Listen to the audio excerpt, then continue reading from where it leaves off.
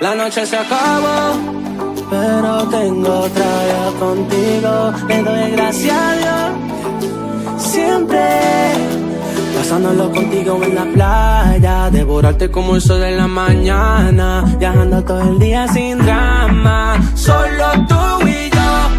Un día bonito lleno de alcohol, tomar un shot pa' ti, un shot pa' mí, un shot. Un día bonito lleno de alcohol, tomar un shot pa' ti, un shot pa' mí, un shot. Siempre lo pasamos bien lindo, lindo. Un verano contigo lindo, lindo. Ey. Me fui de vacaciones, baby, me perdí, buscando el sabor que encontré en ti. Canela con dolor de Bacardi, lo sentí, baby, me tiene desenfocado, viendo doble, bien borracho, demasiado jodido contigo. Pasándolo contigo en la playa, devorarte como el sol de la mañana, viajando todo el día sin drama, tú y yo. Un día bonito lleno de alcohol, tomar un shot pa' ti, un shot pa' mí, un shot.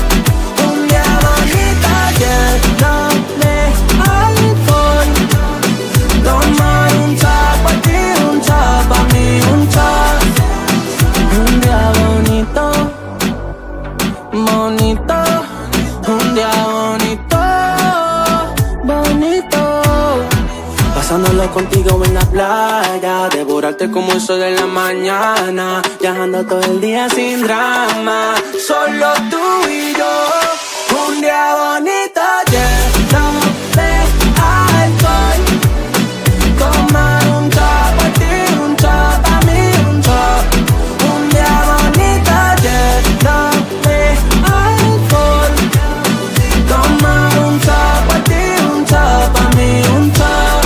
Un día bonito lleno de alcohol, tomar un shot pa' ti, un shot pa' mí, un shot.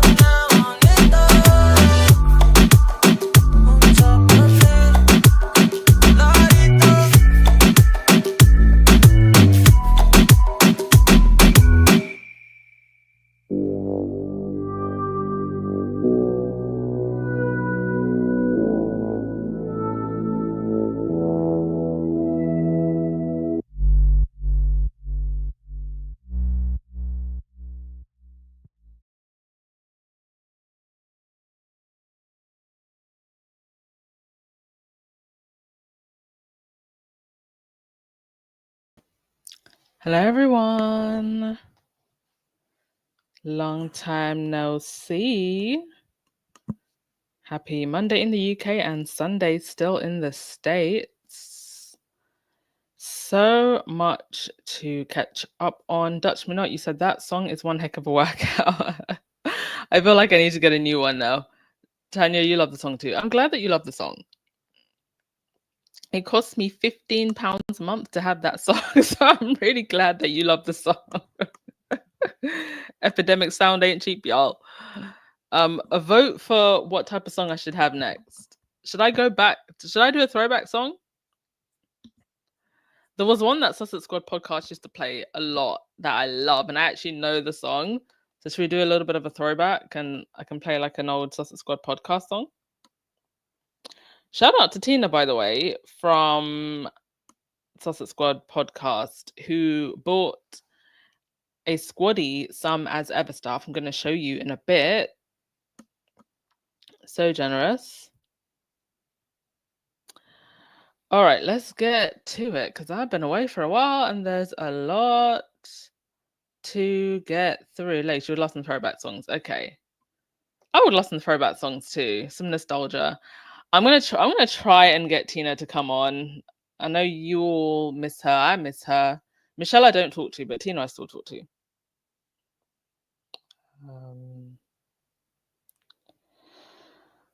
All right.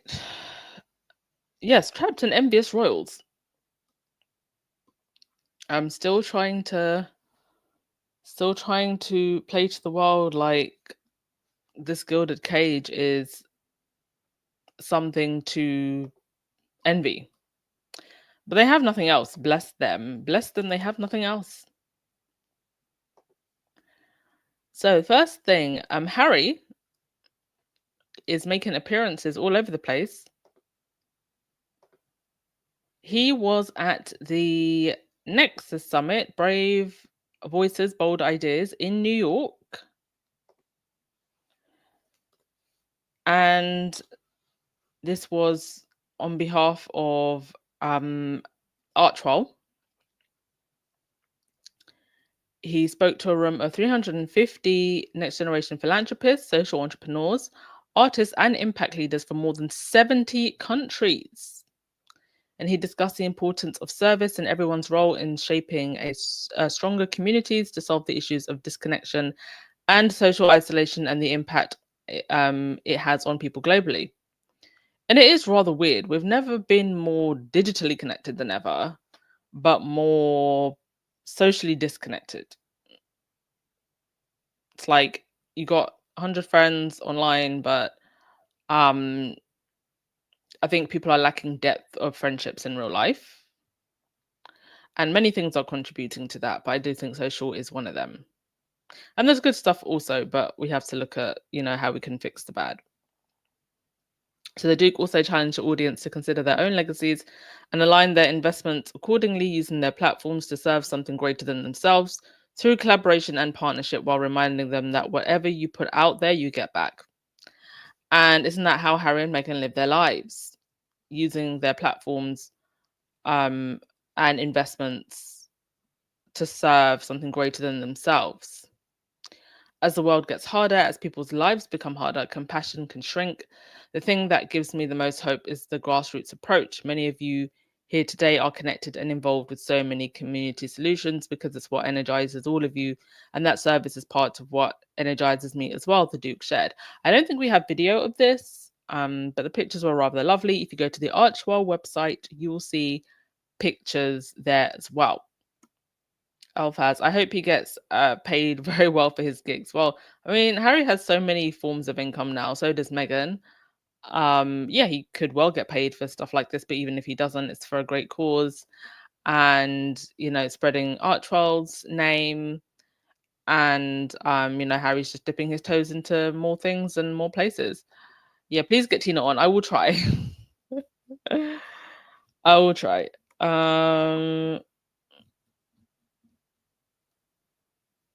Jennifer, you said happy Sunday. Always enjoyed your podcast, and I'm so proud of Meghan Sussex in her business endeavors. Aren't we all? Aren't we all? And that is why we are supporting those business endeavors so heavily. So the as ever packages started to arrive pretty much within the first 48 hours. Yeah. I started seeing people posting things. Fast packaging and posting. Very efficient. And I saw a very sweet post. It was from a man, actually, a man who lives in the US, and he said, if this is the least I can afford to support Meghan, I was gonna buy it. He said, I don't really have a lot of money, but this was first, so something that I can enjoy is something that can support Meghan. And it just goes to show you, even somebody that doesn't have a lot, what he sees in Meghan and her journey that he wants to support. And you can imagine that's someone that doesn't really have a lot. What more the other people around Meghan who are mentoring her and her close friends and people in her inner circle now who have watched her, go through this and just want to see her and Harry win. Good people can see the truth of the last 8-9 years. And they want her to win. And they want to contribute to that win in whatever small way they can. Also, this was the haul from Sussex Squad podcast. You can see 1, 2, 3. That's either the shortbread or the crepes in the background. 1, 2, 3, 4 of the honey. 1, 2, 3 of the tea, and 1, 2, 3, 4, 5 of the sprinkles. Now, I have to also say, I think her last order didn't get delivered right. There was like something that happened wrong with it, and the As Ever team actually sent her the order when the second drop went live. So it just shows really great initiative by the As Ever team. Whenever things go wrong, they do, correct, and they do correct them. So that's why her haul was so big, and she also got some stuff for some squaddies. So just very sweet of Tina. I mean, you can see some other pictures there. Meghan's also, she's posting on socials, I think every Friday, every Sunday, almost guaranteed something. And she has said that her main Instagram, her Meghan Instagram, will be her outlet for joy, whereas the As Ever Instagram will be for the As Ever, business. So I think it's great that she has the two like separate. I mean, they both intertwine, I guess you could say, but it's great to know that Meghan actually has decided that her Meghan handle is going to be her place for joy. Also, wine is coming. Yeah, that drops tomorrow. Literally drops tomorrow.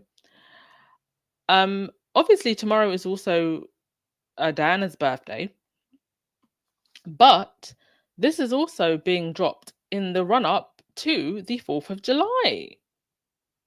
So I think that there will be a lot of people ordering, hoping that they can get their orders by the 4th of July. Or if not the 4th of July, that, that will be going on into the weekend. So great business move there. And if it was meant to be a nice nod to Diana, I'm sure she's raising a glass up in heaven. Who's ordering the rosé? Who is ordering? Please let us know. I would hope that maybe they can do a non-alcoholic version. I mean, I do like a nice glass of rosé, sparkly, prosecco, but I'm not a big alcohol drinker, and I actually, not that I ever drank a lot anyway. I'm more of like an occasional drinker when I go out, but I still, drink within my limits. But I drink even less now that I'm going into my mid-30s, because I actually feel the alcohol now, and so it would be nice to, I think, if they would do a non-alcoholic version. There's a really big market for that. Tom Holland, Zendaya's husband, he just dropped like a non-alcoholic beer, so there's space for that. But yeah, the drop for that is tomorrow. I'm curious because we don't know like how many bottles they have managed to make, and they're probably looking at how fast the stock went for the other stuff and going, oh crap, we probably won't have enough. And I wonder if they'll also put a limit, what, like 6 per person? They might have to make it 2 or 3 per person. Otherwise, everything will just go. Because people who have, wine cellars or their wine drawer, they like to order, quite a few bottles. And if people want to hopefully order, for the celebratory weekend, they'll be ordering a few. All right, I think that's all for the As Ever update. Oh, on another Harry update, he will be going to the Concordia Summit. I believe he actually went to this before. Other attendees will include, to be honest, a bunch of people I don't like. I think the only people I like in this picture are Harry, Elmo, Jennifer Lawrence, and I think that looks like some kind of musician or composer. The other 3 people can sincerely go to hell, but I will, of course, be interested to hear whatever it is that Harry has to say. I am guessing it will likely be something to do with the environment or, social media safety, stuff connected to Archwell. I don't actually think that we will get video of this, because if I remember correctly, last time it was a closed event and it was, very very expensive event actually to get into. I think they may have even done online tickets, but you had to pay quite a lot. So I don't think we'll actually get to see the video of what Harry has to say, but maybe some pictures. Glenn, you received everything on Friday. Amazing. Hey, Puzzle Dot, how are you? Hi, everyone coming into the chat now. Thank you so much for coming in.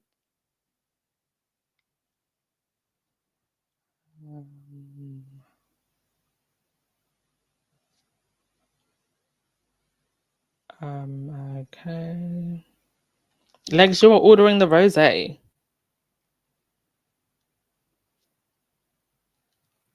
Heather, you're gonna try as well. Patricia, you said I don't drink, but I'm gonna buy it. You can buy it as a gift. Do you know what? Actually, if I had access, I would probably say buy it and then just keep it, because those first bottles, they could well be worth something one day. Because wine doesn't really go bad unless, I mean, it can cork, but like wine and honey, like the as ever honey, that's good for a good 100 years. Like that's the type of stuff that will be in a museum one day.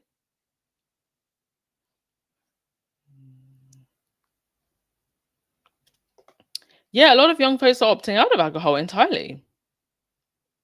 And it's a big market. Non-alcoholic alcohol that tastes like alcohol, has a similar taste. It's a big market. So yeah, Meghan can do a lot. A lot of you are saying you don't drink, but you'll try and get it anyway. All right. Next thing, Willie is in trouble. Now, do you all remember there was a time when they were saying that the reason nothing goes well for Harry and Meghan is because the firm isn't involved and things are going to go downhill for them because the firm aren't involved? Well, here you have William under the spotlight because a charity donor sent out 20k cash for access invitation without his knowledge, forcing Kensington Palace to cut ties with millionaire art gallery curator. I mean, they do this themselves. You have Charles running around with cash money bags. So it's not like they don't actually do this themselves. So shock horror when somebody else decided to play the game and try and make money off of the back of them. So a donor to the Prince of Wales charity sent out a 20k cash for access invitation without his knowledge, forcing Kensington Palace to cut ties with her. Minerva Steiner, a millionaire art gallery curator who sponsored William's annual polo fundraiser, offered a meeting with the Waleses for the whopping sum. She also advertised VVIP tickets, access to royalty, and a slot in a magazine given out at the polo could be theirs for 50,000. See, they don't like it when somebody else tries to profit off of the back of them, but they try to profit off of the back of their own titles all the time. She told subscribers to A Small World in an email that donating a smaller set amount to her foundation could bring them a spot at the prestigious event. The larger sum, meanwhile, could earn members of the Swiss company, which offers members exclusive travel benefits, deals, and events, an invite to meet William and his wife, Princess Catherine themselves, she promised. I mean, I'd be interested to know how she was absolutely going to guarantee that. Because to me, it almost sounds like William was going to get kickback from her or something. It just happened to come out in the pub. She was dumb enough to send a public email.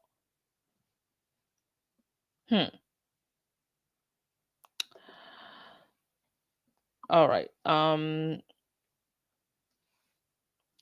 gallerist wrote, as patron of the Mondejar Foundation, you are invited to support their philanthropic work through charitable donation, in return for which you will be welcome to this prestigious event. 20k includes full access plus a private audience with Prince William and Princess Catherine. And you know, there are people that were actually going to be dumb enough to pay this. Who would actually want that? Could never be me. Could never be me. I mean, I'm stingy with concert tickets for my favorite artists. Okay. Next thing, William has been out and about with his bestie, Jason Knauf, who it seems is now front and center. So when Jason did that appearance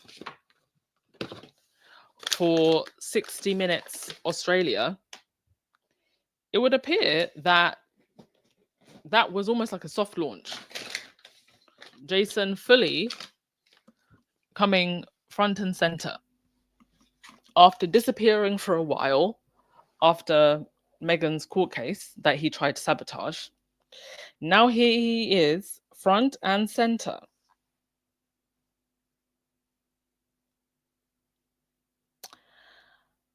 The brazenness of this is what I just don't understand. Because a lot has been said about Jason Knauf. He was mentioned in the Harry and Meghan Netflix documentary, and yet William's response is to put him front and center.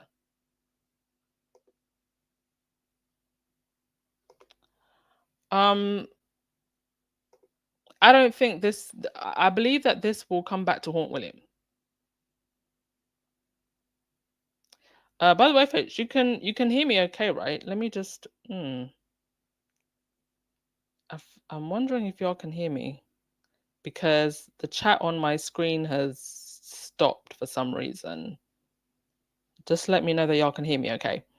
It's just because I can't see your messages coming up, so that's freaking me out a bit.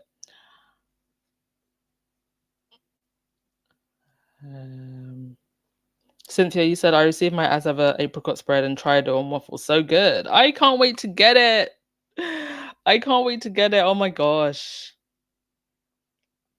Wendy, you said cash for access. Nothing new, just different players indeed. But back to Jason.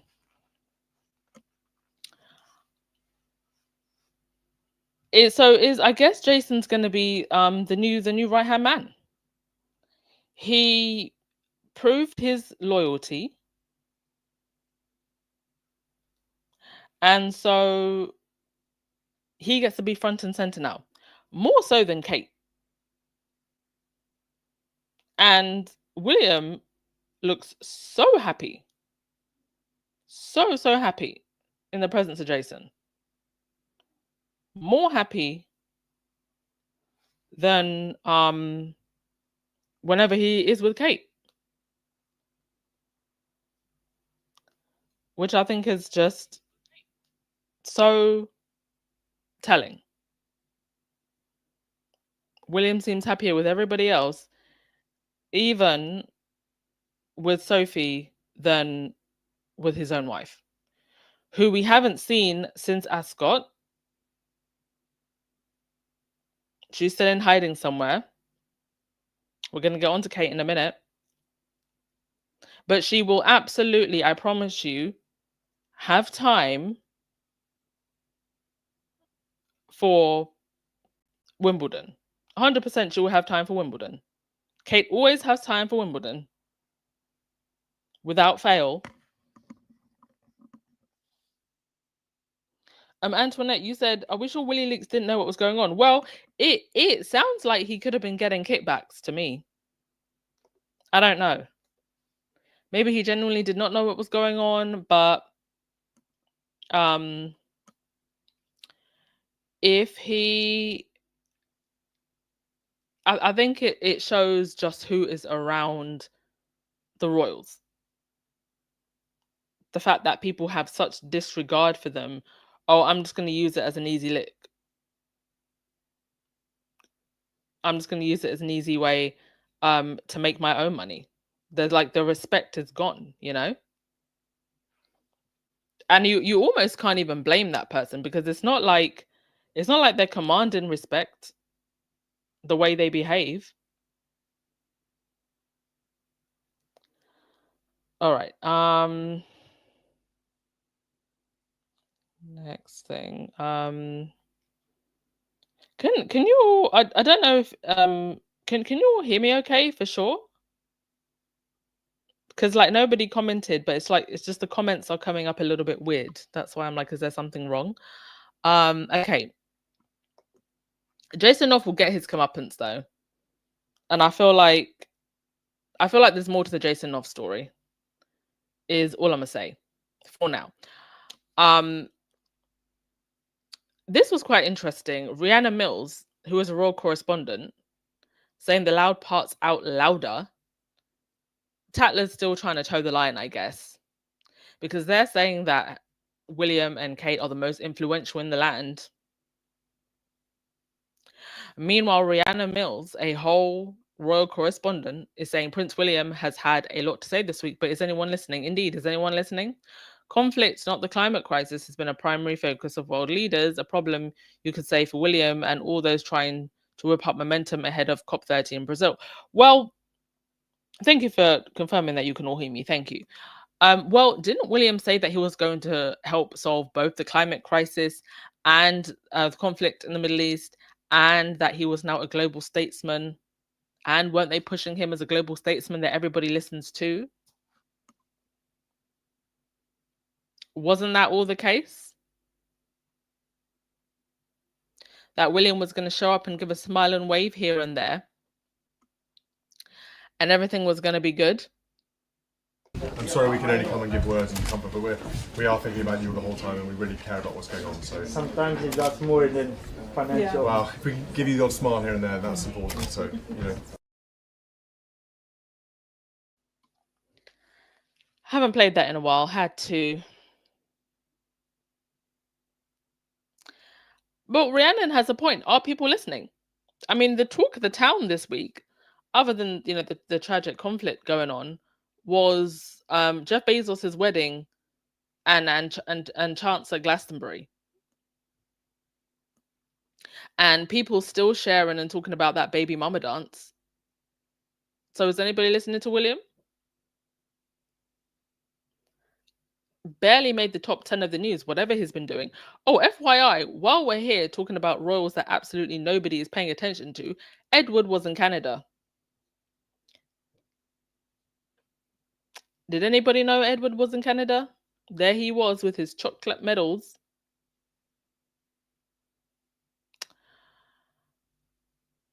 They're trying to make fetch happen with Edward, and it is so not working. One thing that I actually did want to read out about. Sorry, let me just rewind, come back just a little bit, because I forgot that there was an article that I wanted to read out from Celeb Bitchy about this. But it does tie into this story, just because one of the reasons nobody is listening to William or paying attention to William is because everybody who he hires is completely incompetent. They don't know what they're doing. So this article is talking about Jason Knauf and William. Prince William had some public events on Thursday, all around London Climate Action Week. He was also out on Tuesday attending an Earthshot event alongside Jason Knauf. Well, Knauf was by William's side yet again for Thursday's events. Knauf is such a weasel, but he's proven his loyalty to William, and that's all that matters to him. William doesn't care about competence, intelligence, forward-thinking plans for the future, integrity, decency, or inclusionary politics. He just wants the dumbest, most incompetent people by his side out of loyalty only. Thursday's events included the Investing for Impact roundtable discussion at Guildhall, and there was an event for United for Wildlife at St. James's Palace. Meanwhile, royal sources, courtiers, and close friends of William cannot shut up about all of the ways in which William plans to punish Harry, Meghan, and their 2 children. Richard Eden's latest column in the Daily Mail is an arrogant rehash in which Eden places himself in the middle of the drama over Prince Archie and Princess Lilibet's titles. Richard Eden is a weirdo. AKA Maureen is a weirdo. These people have no identities whatsoever outside of reporting on the royals, and I don't know what they're going to do when this whole train stops.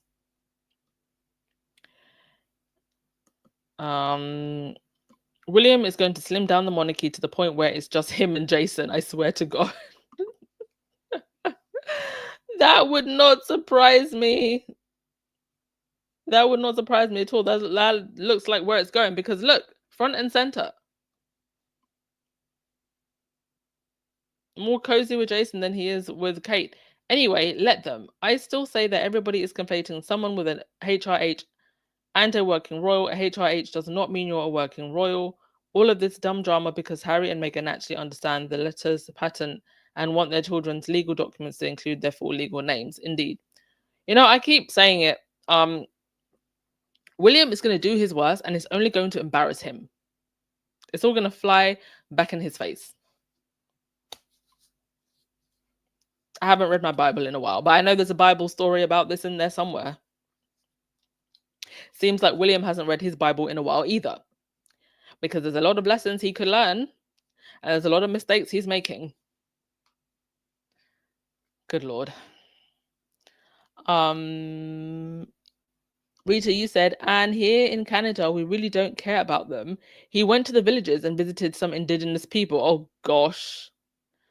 They serve us nothing, indeed. And for what? They sent him there for what? And I don't think he was with Sophie, by the way. I mean, if he was going to go there, wouldn't you at least send, you know, they can send the Royals for some soft diplomacy or something.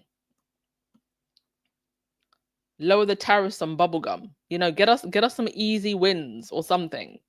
Send them for something. Oh, Patricia, not you saying Princess Jason. Cain and Abel, yes, that's the story. William doesn't do homework. Yeah, he doesn't do homework and he doesn't read his Bible. Okay. Also, with William, he's had his other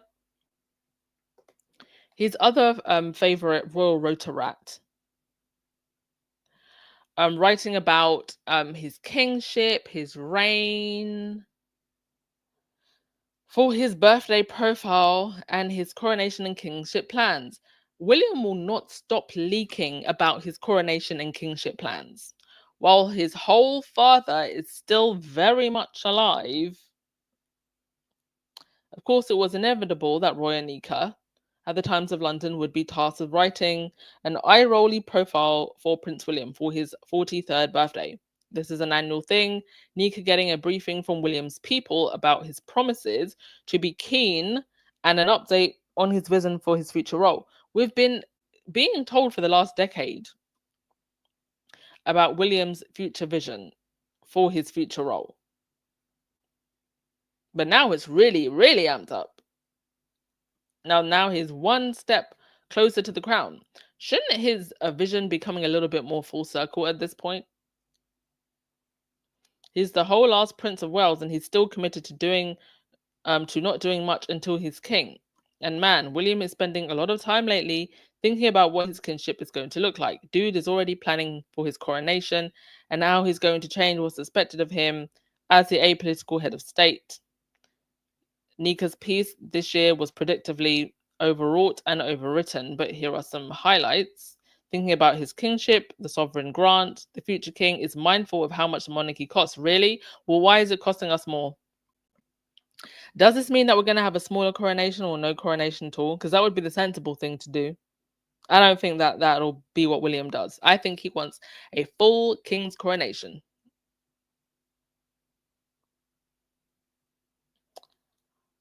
Oh dear.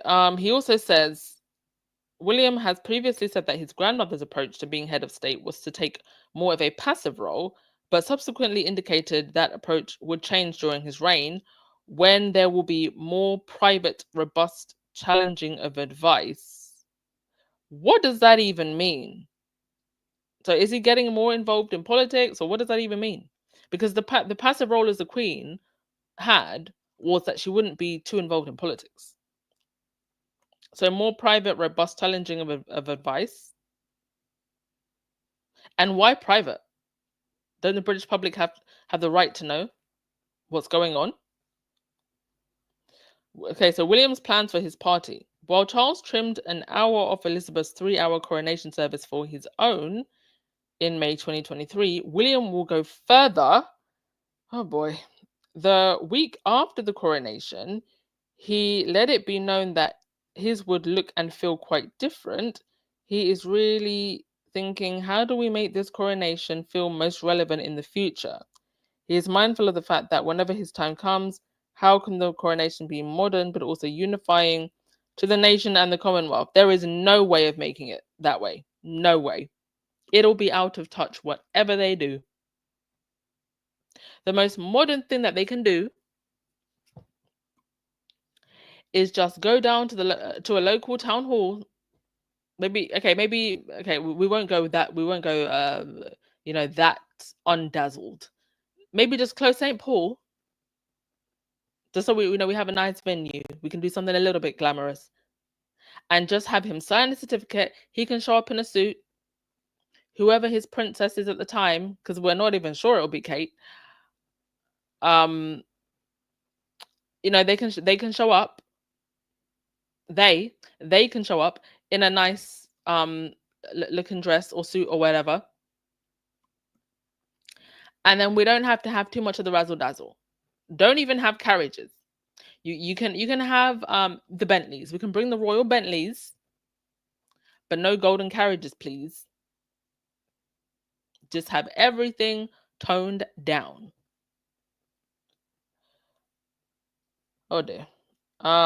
He will apparently look to medieval kings. Oh, will he now? The same source who knows the world as well believes that William will keep things much simpler and gives this advice. Look at the coronations of medieval kings. They are staggeringly simple. Their way of making the coronation modern is to look at the coronations of medieval kings. Oh my goodness. Like, not look at what the other modern royals are currently doing over in mainland Europe. Let's look at medieval kings. Keep things that are that reflect diversity and get back to the core of it. What about gold and diamonds that you stole reflects diversity, or is that the diversity that you stole them from other countries? Okay. They also think William should break with the tradition of wearing the imperial state crown. Yes, please do break that tradition, because Charles and Camilla looked ridiculous in them. That ridiculous thing that looks like it's out of Disney. No. Do you know what that tells? Do you know what that tells you? The fact that Roy and Nika wrote that, William thinks that himself. Even William knows that it looked ridiculous. So William doesn't want that. He probably saw all the commentary online about how ridiculous the crown and the everything looked. You can actually have the same kind of look, but just more modern. I mean, AI would come up with a better outfit than what they had. So that ridiculous thing that looks like it's out of Disney, no. What I most remember about that day were William and Catherine's robes, Catherine's beautiful simple headpiece by the Miller Jess Colette. I mean, that headpiece was made of applique. She wasn't even allowed to wear a proper crown. And William wearing nothing on his head. William has not yet made a decision on which crown he would wear on his coronation, but he's thinking about it a lot, it would seem. He cannot stop thinking about it at all. But it's understood to feel sentimental about the imperial state crowns linked to his father and grandmother. Sophie and Edward would apparently have to work more. I mean, they can work more, but is anyone going to be paying attention? Is anyone going to be paying attention? Who is checking for Sophie and Edward? The cousins will do unpaid labor for William. Also wants to watch will be William's cousin, Zara Tyndall, and her husband, Mike, who nobody pays attention to at the moment. So why are they going to pay attention to them after William is king? Peter Phillips and the York sisters. Without his brother, the Duke of Sussex, as a wingman, they are likely to support William more in the future, though he has no plans to put them on the payroll. Really? Can they claim travel expenses and a Tesco's meal deal at least? William, don't be stingy. Let your cousins claim for, TFL, Oyster card, and a Tesco's meal deal at least. Oh, my goodness. William barely does any military events. I mean, he does more football stuff than military events. William's statesman priorities: increasing his credentials as a global statesman. At Donald Trump's request, William was the first UK representative to meet him following his re-election after the reopening of Notre Dame Cathedral in Paris in December. I didn't actually know that Donald Trump requested that. That's why he was so buddy-buddy with him, I guess. And how did that go down? How is that going down for William right now? Is that helping his image? I don't think it is. Oh dear. Anyway, that was William's, annual profile by Rotorat Roy Nika. They just feed these people information to regurgitate. There's nothing original in here, but it tells us a lot what William's thinking, and whatever William thinks, I think that he is going to overextend his hand. Because the thing is, once he's king, on the one hand, it does give him one layer of protection, but it also opens him to more scrutiny. And like I've always said, now that the press don't have access to Harry and Meghan, they're constantly looking for a new source to extract more money. And I have said for the longest time, there will come a time where throwing the other royals, William, Kate, Charles, Camilla, throwing them under the bus is going to be more profitable than protecting them. And that's the danger here. Because if Rihanna Mills, a whole royal reporter, is saying, you know what, is anybody even listening? You know what Rihanna Mills is saying? And she's not just speaking for herself. She's saying, these people are no longer making me the money that I want. Rihanna Mills, I think she's one of the ones that used to travel a lot. So for these people, the fact that William and Kate and the other royals are not as popular anymore is taking away from, their paychecks. It's taking away from the prestige that they enjoyed of traveling to with the royals and being close with them. I think the only thing likely protecting William at this point is the courts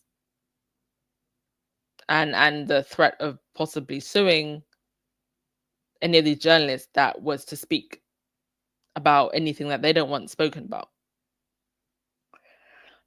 Now, of course, there's the issue with Kate. We were told that, so first it was an abdominal surgery and then precancerous cells. Cancer had been present. Kate is in remission. She's recovering. Now, Rebecca English, another royal rotor-rat, who is fed messages by the palace, is saying that Kate is going through a grueling cancer battle. I thought that she was in remission and cancer-free. Now, compare Kate going through a grueling cancer battle to Jessie J, who just had a mastectomy. She's currently going through it. Bless her. I hope she recovers. I hope she's okay. I believe she actually does have a child. Sending her my prayers. I've always loved Jessie J.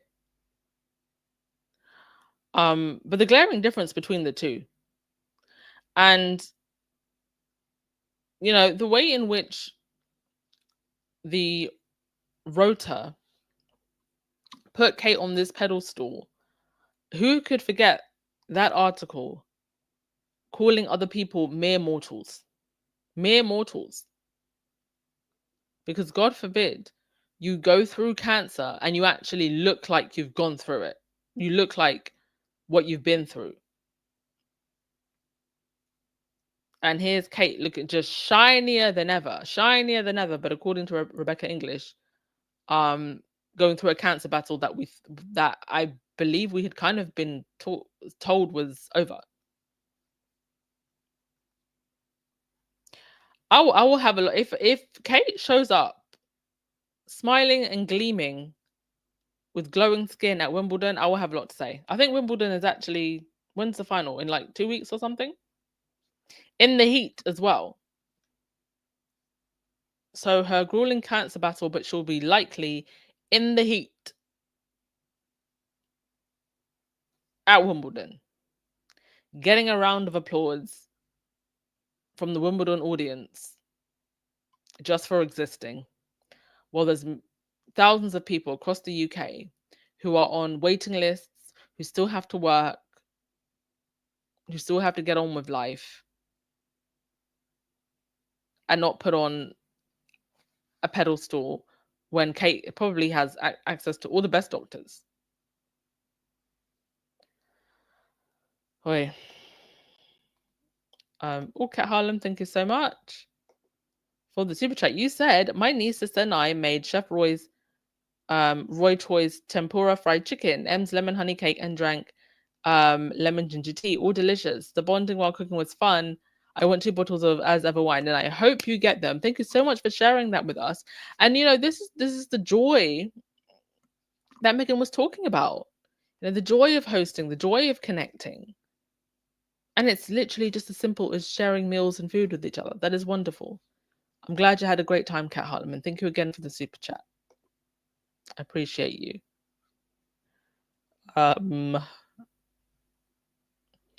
Heather, he has to get divorced before the coronation. Well, if he wants another princess, he'll have to.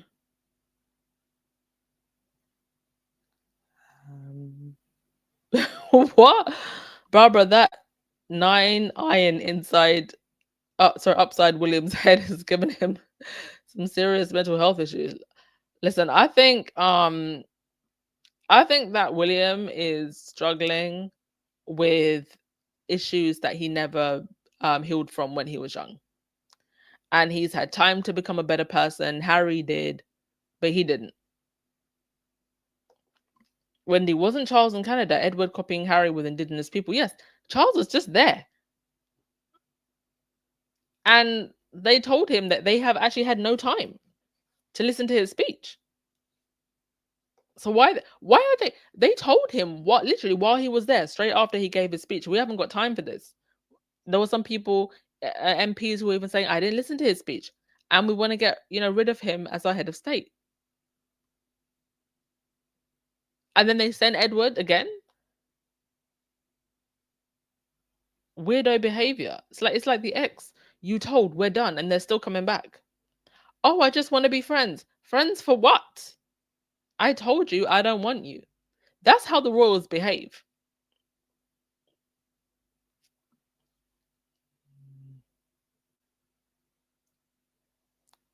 Rita, what is wrong with Kate?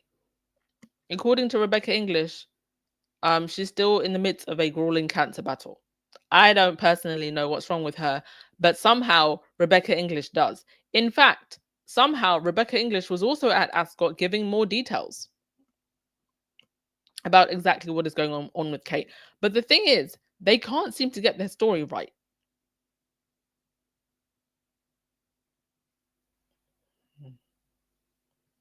Thank you, Jacqueline, for listening.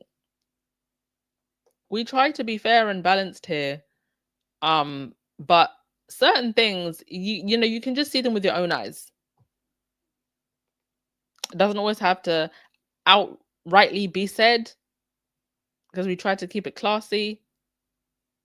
We don't want to get too cancelled over here, but you can just see it with your own eyes. It doesn't even need to be said,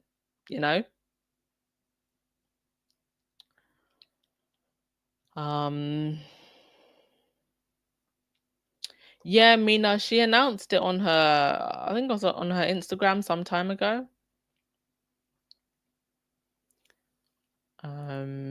I think the media had actually posted some misinformation that she was okay, but she wasn't.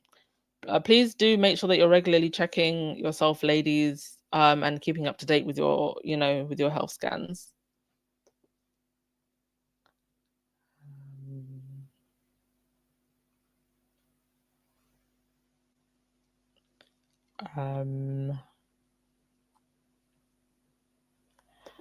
Antoinette, maybe the yellow sign's not my king will be outside Wimbledon. Well, they said wherever the royals go, they will go too. Even though Wimbledon is a sports event, it's not technically a royal event. So I don't know if they'll show up there. Mush, you said William is definitely struggling with something and it's clear to see. Kay looks like she's been struggling with something too. Indeed. Having said that, amidst her grueling cancer battle, Kate has actually never looked better. It's the best she's actually looked in a while. Even William, actually, for somebody who's been supporting his wife through a grueling cancer battle, he stopped swaying. Wasn't too long ago he was out here swaying everywhere he went.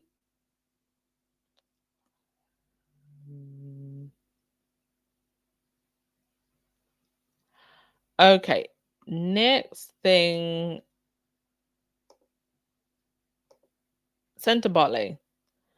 I'm assuming that there is some kind of investigation that is still going on. Oh, yes, but the Give Match fundraiser that they tried to do, I think the last time I checked, it only had a donation of like $27 or something, and it's now been shut down. So Sophie Chanduka, what was all that about then? You said it was Harry driving his charity to the ground, that you're the one that brought value. Well, here we are begging for donations. If Harry and Prince Ciso were still head of Senator Bartley, they wouldn't be having to beg. So everyday normal people don't want to donate to Senator Bartley, and the big donors that give money aren't donating either. I'm sure they've been told, and then they don't even want to have their money tied into this nonsense. Don't want to risk having their money go to places that it wasn't meant to go. I think it's, I don't know what's happening on the ground with the people that are meant to be benefiting from Senator Bartley. I don't know if they've managed to get the money through other means. I don't know what's happening to the staff, to the children. Hopefully, maybe they're still getting some kind of help somehow, even if it's not under the Senator Bartley name. But whoever still has Senator Bartley in a chokehold doesn't want to let go. I believe there's still, 3 people who replaced the original board still there, including Ian Rawlinson, from what we know, from what Companies House is saying. And all of the nonsense that Sophie Chanduka came out here and said, okay, we still haven't seen the emails, no text messages. You know that the British tabloids would have ran with that. Gonna get what's coming to her. Pure evil. Pure evil. Alrighty. I'm gonna end things there. I need to go to bed. It's going to like 3 a.m. 3 a.m. and I'm still out here somehow surviving. I love you lot.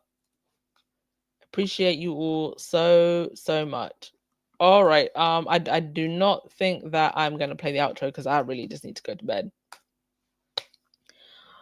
All right, let's get ready for As Ever Wine. Cheers to that. Cheers to a fantastic week.